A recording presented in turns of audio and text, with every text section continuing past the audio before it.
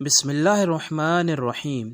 نبی کریم صلی اللہ علیہ وآلہ وسلم کا دنیا میں تشریف لانا قیامت کی پہلی نشانی ہے۔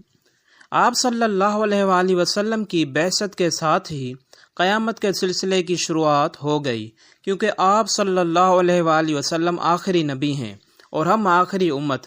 اب نہ کوئی نبی آئے گا اور نہ کوئی امت۔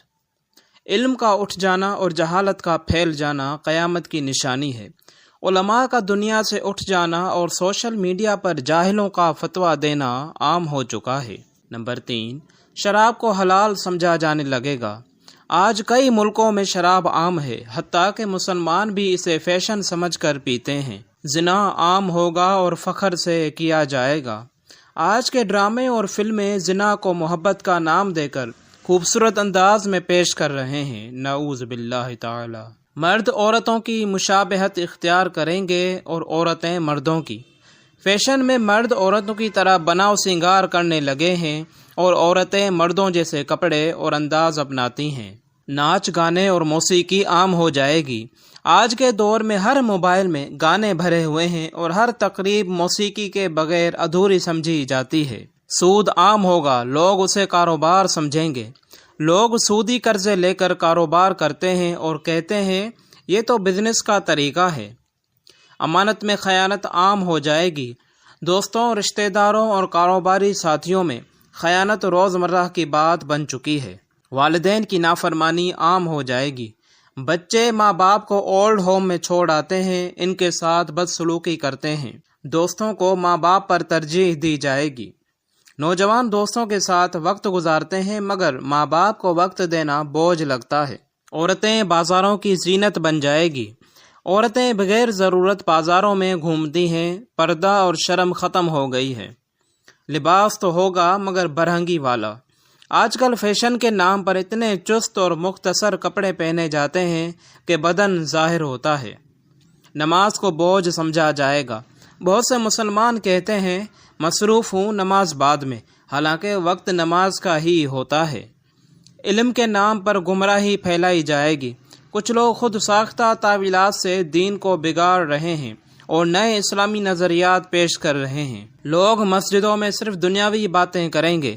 مسجدوں میں بعض اوقات سیاست، کاروبار یا گپ شپ ہوتی ہے، ذکر و فکر نہیں۔ قرآن کو صرف تلاوت تک محدود کیا جائے گا۔ قرآن پڑھا جائے گا مگر اس پر عمل اور فہم حاصل کرنے کی کوشش نہیں کی جائے گی۔ رشتہ داروں سے تعلق ختم ہو جائے گا۔ آج کل معمولی باتوں پر سالوں سال رشتہ داروں سے بات نہیں کرتے۔ جھوٹ سچ سے زیادہ مقبول ہو جائے گا۔ سوشل میڈیا پر جھوٹے فیکٹس اور خبریں زیادہ پھیلتی ہیں، لوگ فوراً یقین بھی کر لیتے ہیں۔ فتنے رات کی تاریکی کی طرح آئیں گے۔ آج ہر طرف نفسیاتی، مذہبی، اخلاقی اور معاشرتی فتنے پھیل چکے ہیں۔ قتل عام ہوگا، قاتل کو علم نہ ہوگا کیوں مارا، مقتول کو علم نہ ہوگا کیوں مارا۔ نیوز میں روزانہ ایسے قتل کی خبریں آتی ہیں جن کی کوئی واضح وجہ نہیں ہوتی۔ حلال کمائی مشکل اور حرام آسان ہو جائے گی۔ لوگ کہتے ہیں ایمانداری میں گزارا نہیں اور رشوت دھوکہ عام ہو چکا ہے۔ دین پر چلنا انگارے پر ہاتھ رکھنے کے برابر ہو جائے گا۔ آج کل دیندار کو دقیانوسی یا شدت پسند کہہ کر نفرت کا نشانہ بنایا جاتا ہے۔ مرد اپنی بیویوں کے غلام بن جائیں گے۔ شوہر دین کے خلاف بھی بیوی کی رضا کے پیچھے دوڑتے ہیں، ماں کو ناراض کر دیتے ہیں۔ علماء کو جھوٹا کہا جائے گا اور جاہلوں کو فالو کیا جائے گا۔ سوشل میڈیا پر مشہور ہونے والے لوگ فتویٰ دیتے ہیں اور لوگ علماء کو بیک ڈیٹڈ کہتے ہیں۔ مسجدیں سجائی جائیں گی مگر دل ویران ہوں گے۔ آج مسجدوں میں روشنی اور ٹائلز ہوں گی مگر نمازی کم اور اخلاص بھی غائب ہوگا۔ دنیا کی محبت دلوں میں بس جائے گی۔ لوگ دنیاوی آسائشوں، مال، شہرت اور مقام کے پیچھے لگ جائیں گے اور آخرت کو بھول جائیں گے۔ قبرستان آباد ہوں گے اور دل ویران۔ لوگ مردوں کی قبروں کی خوبصورتی کا خیال رکھیں گے مگر اپنے دل کو تقویٰ اور خوف خدا سے خالی رکھیں گے۔ رمضان میں لوگ کھلے عام کھائیں گے۔ روزے کی حرمت ختم ہو جائے گی۔ لوگ رمضان میں بلا خوف و حیا کھانے پینے لگیں گے۔ لوگ نماز کو بوجھ سمجھنے لگیں گے۔